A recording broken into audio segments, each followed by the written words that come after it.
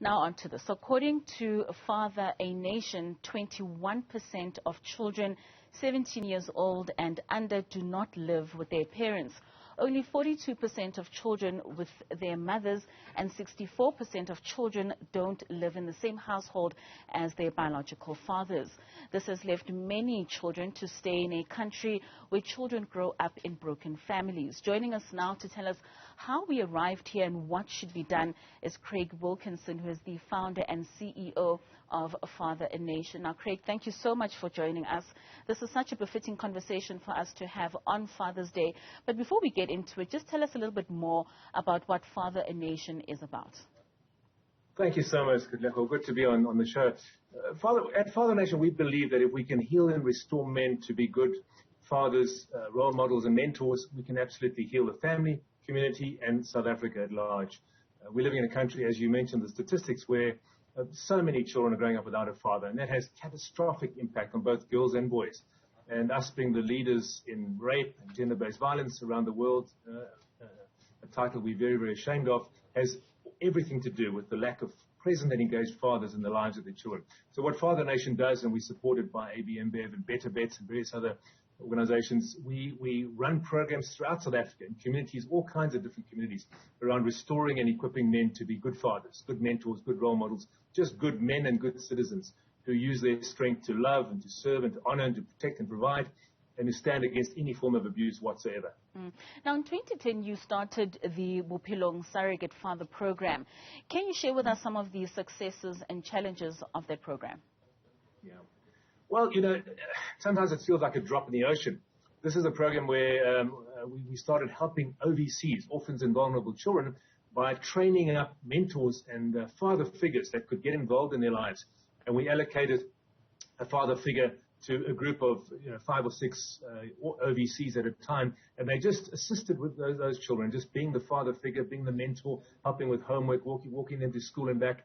And we've had remarkable results. A lot of these youngsters now, this started over 10 years ago, are now grown up and have benefited hugely from the program just by having a strong, present, engaged father figure in their lives.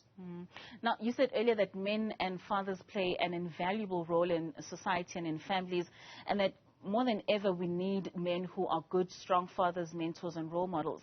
But what role do women play in these men's lives? Well, women have held this country together, let's be honest. I mean, most households have a mom, whether it's a sister, an auntie, a gogo, and they are often playing mom and dad at the same time. So we have to salute the millions of single moms out there who've raised amazing children without the help of the father of the child. So they play an incredibly important role. The most important woman in a child's life, in a son's life and a daughter's life, is their mother. And she plays she's the most influential woman. But the most important man in a child's life is the father, both to the girl child and the boy child. And mothers, a young girl will look to her mother to model to her what it means to be a woman. A man can't model to a girl what it means to be a woman because he isn't a woman. Just the same as a mother cannot model to her son what it means to be a man because she isn't a man. So we need both. We need moms and dads modeling to their daughters and their sons how to be good, strong, gracious, powerful women and good, strong, gracious, powerful men who use their strength only for good. So both moms and dads are absolutely vital. But right now we have an imbalance. We have an absence and a lack of fathers, which is causing untold misery in our nation. And that's exactly what I want us to discuss after the break when we return, Craig, in terms of the cracks that then exist in children's lives when a father is absent. We will go for a quick ad break, and when we return, we will then continue with that discussion with Craig Wilkinson. Welcome back. You're watching Newsfeed PM. It is Father's Day, and we are in conversation with Craig Wilkinson, who is the founder of Father a Nation, and we were speaking before the break on the impacts of absent fathers on our children and the sort of social ills that exist within our societies when fathers are not around. So, Craig, in continuing with our conversation, do you think that the lack of a father then creates cracks in a child's development?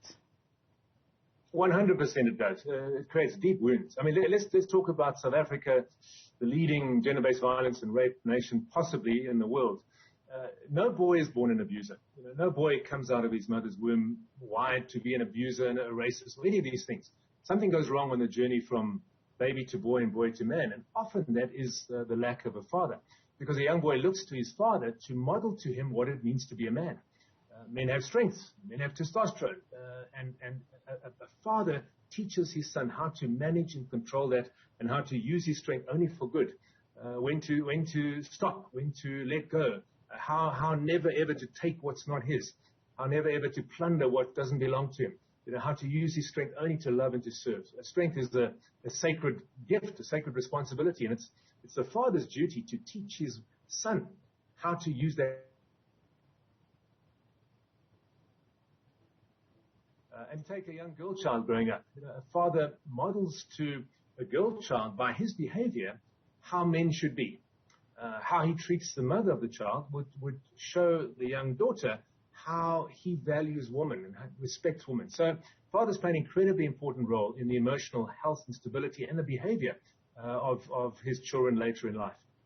Now, Craig, I just want us to get a little bit into the demographics of things. According to Statistics South Africa, about 70% of black children are not staying with their fathers in the same home.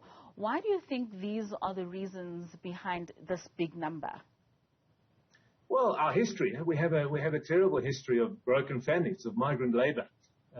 We also have a dreadful situation right now of unemployment, of men desperately seeking work and not finding work. And needing to be mobile to try and pick up work wherever they possibly can. We've also had there was once in this nation a moral regeneration movement, but how effective was that in stopping early childhood pregnancies and the kind of moral decay that's come across our nation? So there are many, many factors, including our brutal history, that have led to this. And it becomes an intergenerational thing. You can't snap your fingers and these things are just healed overnight. There's a tremendous amount of work that needs to go into bringing healing and restoration to the woundedness that we carry as a nation so that we can restore fathers to their children. Now, 64% of children don't live in the same households as their biological fathers. What do you think should be done to improve the situation? We do know that there are instances where not everybody that has a child with someone will end up in marriage. But are we finding ways to co-parent in a way that the child does not feel that gap? Look, I think in certain tiers of society, yes, we are. I mean, there's a movement more for the courts giving joint custody. There's a lot more interest in fathers being fathers. But I think the brokenness in terms of, economic and social economic brokenness of our nation with so many men unemployed and unable to provide no matter how they do. I mean, look at our unemployment stats. It makes it very difficult. But I do think there is a movement, and we need to encourage that at all levels of society. We need very strong social messaging from top level to say that fathers are important. Let's encourage fathers. Let's reward them.